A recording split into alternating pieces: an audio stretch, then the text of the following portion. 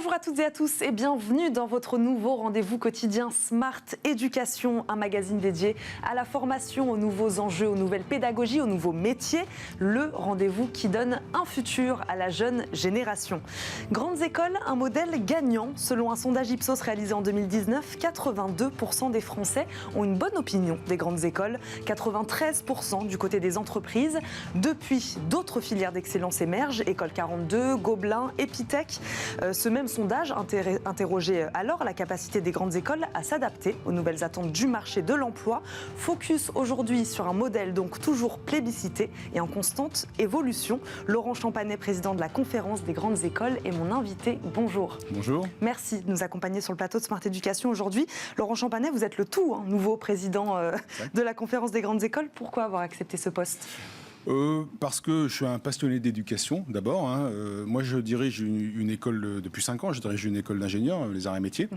Et vous savez, la Conférence des grandes écoles, ça rassemble 226 grandes écoles de nature assez diverse. Un peu par la moitié sont des écoles d'ingénieurs, mais il y a après des écoles de commerce, de management, mais aussi des écoles d'architecture, des écoles vétérinaires, des écoles de design. Donc, c'est très varié. Autour d'un enjeu commun qui est la formation des futurs cadres des entreprises. Et c'est quelque chose de passionnant, toute cette diversité, tous ces modèles économiques assez différents les uns des autres. Et en plus, on est quand même à un moment assez charnière. Alors, quand je me suis présenté comme candidat, je disais post-crise sanitaire, on va dire une crise sanitaire qu'on arrive à gérer, des attentes fortes de la société envers les entreprises, des entreprises plus durables, plus socialement responsables. Donc les mêmes envers les grandes écoles également ? Et forcément, parce qu'on prépare chez nous les gens qui vont changer les entreprises, qui vont faire les entreprises, qui vont les piloter, qui vont les diriger, qui vont les créer.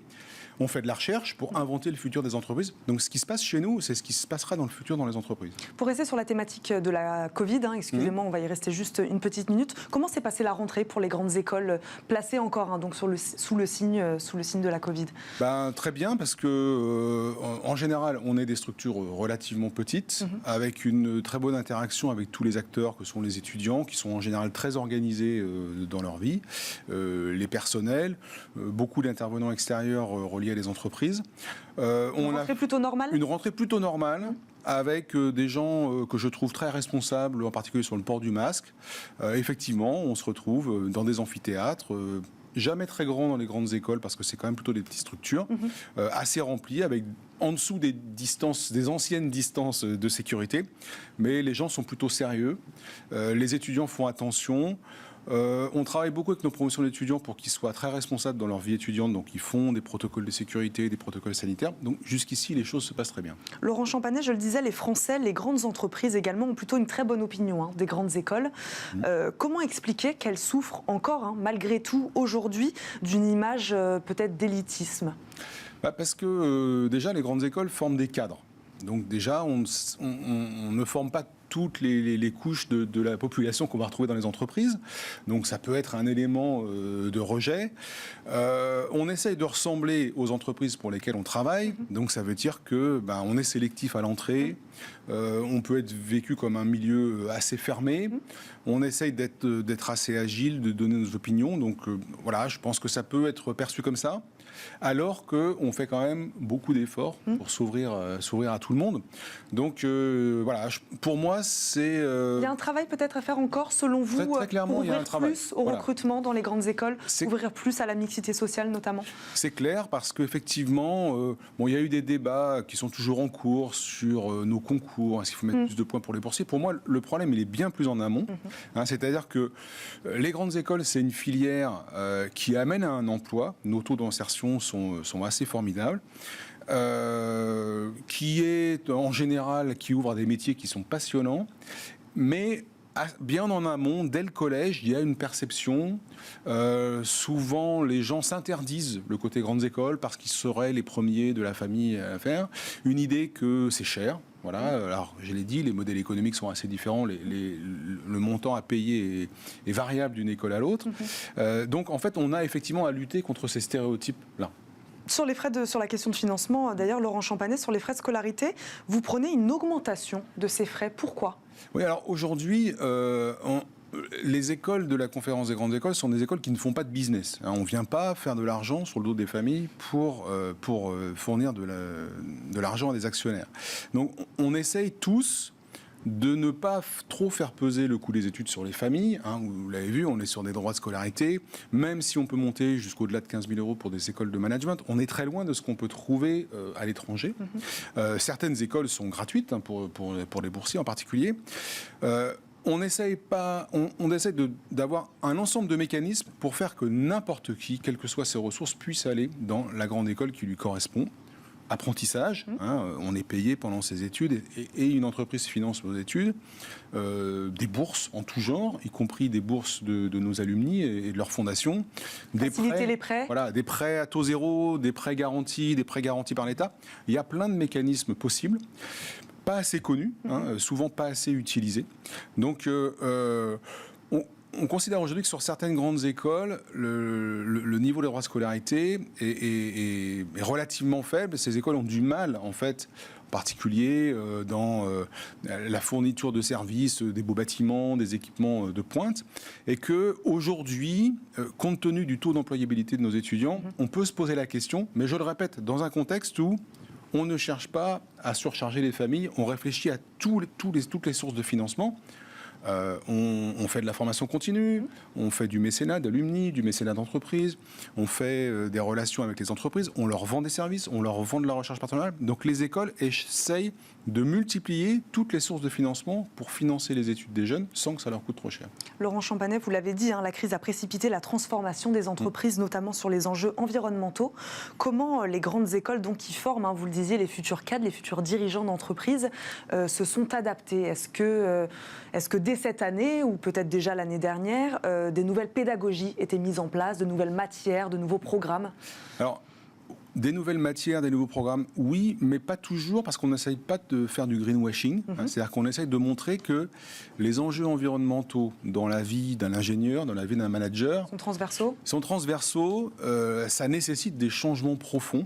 Et donc, c'est l'ensemble de la formation qu'on apporte qui doit être adapté à ça, qui doit inclure ces enjeux-là. Pour un ingénieur, les contraintes environnementales sont des contraintes supplémentaires sur les problèmes qu'ils essayent de traiter, sur lesquels il faut mettre un poids important aujourd'hui. Donc l'ensemble des écoles essayent de faire cette transformation. Et clairement, on a face à nous des jeunes qui rentrent, qui ont des convictions sur ces sujets-là. Certains sont des militants qui sont même passés à l'action dans leur vie personnelle. Ça, vous l'avez constaté récemment, cet engagement des jeunes ? Ça fait une dizaine d'années que ça monte, mais là maintenant, le côté militant, on le voit maintenant.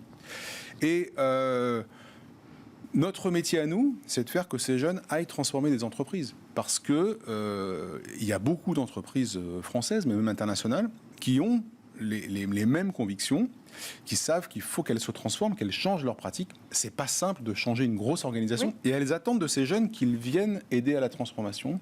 Parce que des gens plus âgés comme moi sont peut-être moins réceptifs et moins agiles pour ça. Et donc au sein des écoles, il y a une remise en question des méthodes peut-être ? Des méthodes. Vous disiez pas de nouveaux programmes ou pas forcément de nouvelles matières, mais peut-être de nouvelles méthodes. Parce qu'effectivement, s'attaquer à ces sujets-là, de même que s'attaquer aux sujets sociétaux, de vivre ensemble dans l'entreprise, c'est des choses qu'on doit faire ensemble. Donc effectivement, ça veut dire plus de projets, plus d'actions collectives, plus de réflexion collective. Et cette formation qu'on amène, cette logique de travail qu'on amène, sera préparatoire à la façon dont il faudra travailler. C'est pas un seul manager ou un seul ingénieur qui va changer la vie d'une entreprise et la façon dont elle se comporte vis-à-vis des enjeux environnementaux. On forme ces jeunes à former un collectif et à le faire bouger pour changer l'ensemble de l'activité. Le monde professionnel, Laurent Champanet, réclame également de plus en plus de profils interdisciplinaires, plus adaptables, plus divers. Comment là aussi vous vous adaptez ? Il faut être polyvalent aujourd'hui, il faut savoir faire plein de choses. Oui, alors déjà, ce qu'on cherche à faire, c'est à élargir nos bases de recrutement. C'est-à-dire qu'effectivement, il y a quelques années, on disait la façon de réussir une grande école, c'est de faire une classe préparatoire. Aujourd'hui, il y a uniquement 40% de nos diplômés qui ont suivi une classe préparatoire. Donc, on diversifie un peu les parcours initiaux de nos étudiants, pour avoir des étudiants qui pensent différemment, et pour faire après, dans nos espaces de formation, beaucoup de travail de groupe, comme je viens de le dire, avec des gens qui ont des compétences différentes, qu'on cherche à assembler ensemble pour être le plus efficace possible. Et puis, effectivement, Contrairement à il y a peut-être 20 ou 30 ans, on ne fournit plus une trousse à outils à nos jeunes diplômés pour lesquels on leur dit pendant 30 ans, tu vas utiliser ces outils-là. Maintenant, on les forme à s'adapter, à s'auto-former, à se former tout seul. C'est compliqué de s'imaginer qu'il faut se former tout au long de sa vie. On essaye de les former assez loin. On travaille, nous, à des niveaux de formation relativement élevés, le master, pour certains le doctorat, en se disant que quand on est capable d'aller loin sur un sujet, on sera capable d'aller loin sur un autre. Et la transversalité, elle vient de là. C'est pas en faisant un peu de tout qu'on est capable de s'attaquer à des sujets différents. Laurent Champanet, je le disais tout à l'heure, de plus en plus d'écoles dédiées au numérique ouvrent aujourd'hui leurs portes. Comment vous, les grandes écoles, ou en tout cas certaines, allez coexister, continuer de rayonner à côté de ces nouveaux modèles qui prennent accord ces enjeux, enjeux du numérique, mais qui sont souvent effectivement très focalisés sur le numérique. Il faut effectivement des gens très pointus sur ces domaines-là. Si je reste sur le champ des entreprises, les enjeux de la cybersécurité sont quand même des enjeux qui sont colossaux.